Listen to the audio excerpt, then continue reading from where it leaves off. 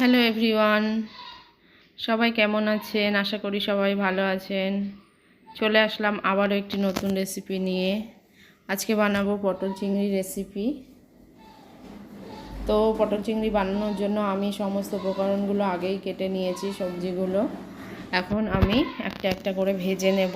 সবার প্রথমে আমি তেল দিয়ে নিলাম ফ্রাই প্যানে, তারপর পটলগুলোকে ভেজে নেব।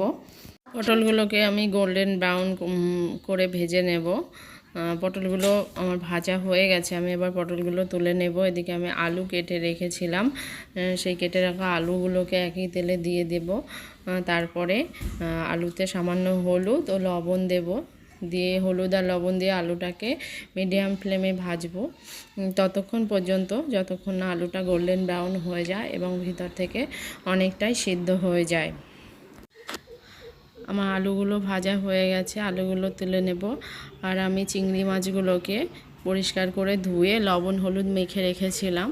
এবার আমি চিংড়ি মাছগুলোকে ওই একই তেলে দিয়ে সুন্দর করে ভেজে নেব। চিংড়ি মাছটা বেশি ভাজা যাবে না, কারণ বেশি ভাজলে চিংড়ি মাছটা শক্ত হয়ে যাবে আর খেতে ভালো লাগবে না। তাই চিংড়ি মাছটা হালকাভাবেই ভাজতে হবে।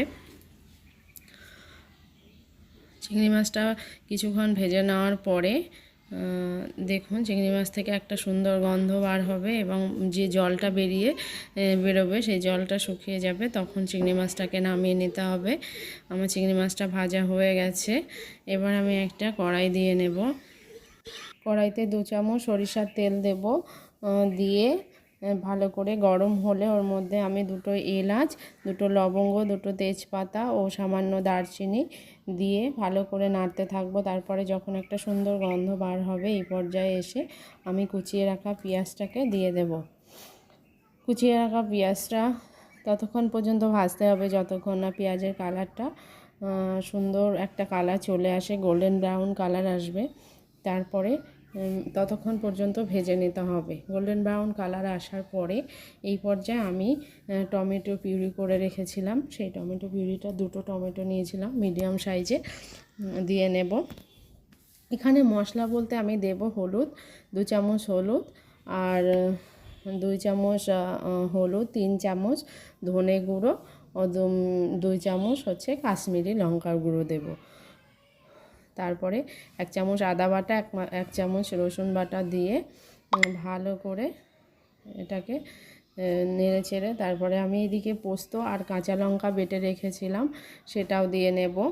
আর দিয়ে নেব সামান্য টক দই দিয়ে আর একটু জল দিয়ে ভালো করে মশলাটাকে কষিয়ে নেব। মশলাটাকে কষিয়ে নেওয়ার পরে যখন দেখব যে মশলাটা পুরো কষানো হয়ে গেছে, এই পর্যায়ে আমি ভেজে রাখা পটল ও চিংড়ি মাছটাকে দিয়ে নেব। ভেজে রাখা পটল চিংড়ি মাছটাকে কিছুক্ষণ নেড়ে চেড়ে তারপরে ভেজে রাখা আলুটাকে এই পর্যায়ে দিয়ে নিতে হবে। যেহেতু মশলাটা লেগে যাবে তলায়, তাই একটু জল দিয়ে নেড়ে চেড়ে তারপরে আবারও একটু বেশি করে জল দেব, কারণ আলু ও পটলটা সিদ্ধ হতে হবে। তাই জন্য আর একটু জল দিয়ে জলটা যখন একেবারে জলটা যখন কষানো হয়ে যাওয়ার পরে এইখানে আমি একটু সামান্য গরম মশলার গুঁড়ো দিয়েছি, দিয়ে আবারও একটু জল দিয়ে এবার ঢেকে আমি এটাকে সিদ্ধ হতে দেব।